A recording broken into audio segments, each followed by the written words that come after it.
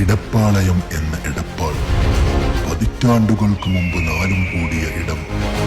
ടിപ്പുവിന്റെ പാലക്കാട്ടേക്കുള്ള പടയോട്ടക്കാലത്ത് ഇടയ്ക്ക് വെച്ച് പാളയമടിച്ച ഇടത്തിനെ അക്കാലത്തുള്ളവർ ഇടവും പാളയവും ചേർത്ത് വിളക്കി ഇടപ്പാളയം എന്നാക്കുകയും ചെയ്തുവെന്നാണ് പ്രമാണം.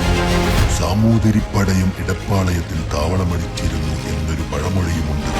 ഇടപ്പാളയം എന്നറിയപ്പെട്ടിരുന്ന ഇടം പിന്നീട് എടപ്പാൾ എന്ന പേരിലേക്കുള്ള പരിണാമം കാലാന്തരെ സംഭവിച്ചതാണ്. നാലുവഴിയുള്ള പഴമയുടെ നാൽക്കവലയിലൂടെ കാളവണ്ടികളായിരുന്നു അധികവും സഞ്ചരിച്ചിരുന്നത്.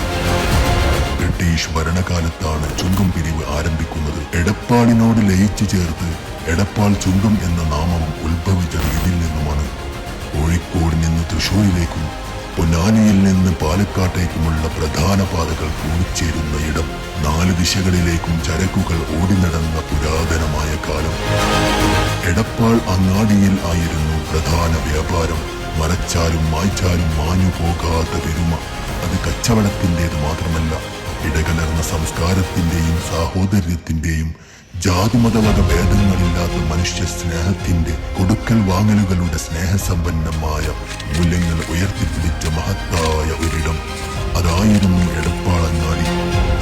ദൂരദിക്കുകളിൽ നിന്ന് കാളവണ്ടിയിലും ഉന്തുവണ്ടിയിലും പുഴയും കായലുകളും തോടുകളും താണ്ടി വഞ്ചിയിലും ചരക്കുകൾ കച്ചവടത്തിനായി എത്തിയിരുന്നു.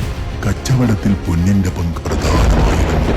സാമൂതിരി രാജാവിന്റെ ഈ ഇടത്താവളത്തിലെ പഴയ നിലവറയും ഏറെ പ്രസിദ്ധമാണ്. പൊന്നാനിയിലേക്കുള്ള അറബിപ്പൊന്നിന്റെ വരവും കൂടി ആയപ്പോൾ പൊന്നിന്റെ സുപ്രധാന പങ്ക് ഇടത്താവളത്തിൽ സ്വാധീനം ചെലുത്തി. ഇന്ന് ആധുനിക രീതിയിൽ സജ്ജീകരിക്കപ്പെട്ട വ്യാപാര സ്ഥാപനങ്ങൾ, നാഗരികതയുടെ ഏറ്റവും പരിഷ്കരിച്ച ഒരു നഗരമായി എടപ്പാൾ ചുങ്കം. പതിറ്റാണ്ടുകളുടെ പാരമ്പര്യമുള്ള ഐശ്വര്യ ഗോൾഡ് ആൻഡ് ഡയമണ്ട് പതിവ് പോലെ ഇന്നും പേരും പ്രശസ്തിയും ആർജിച്ചു നിൽക്കുന്നു.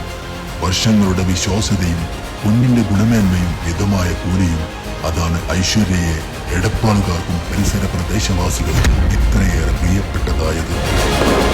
പൊന്നാനി റോഡിൽ ഐശ്വര്യയുടെ മറ്റൊരു പുതിയ സ്ഥാപനം സന്തോഷപൂർവ്വം നിങ്ങളിലേക്ക് സമർപ്പിക്കുകയാണ്. നിങ്ങളുടെയും കുടുംബത്തിന്റെയും സാന്നിധ്യം ഞങ്ങൾ സന്തോഷപൂർവ്വം ആഗ്രഹിക്കുന്നു.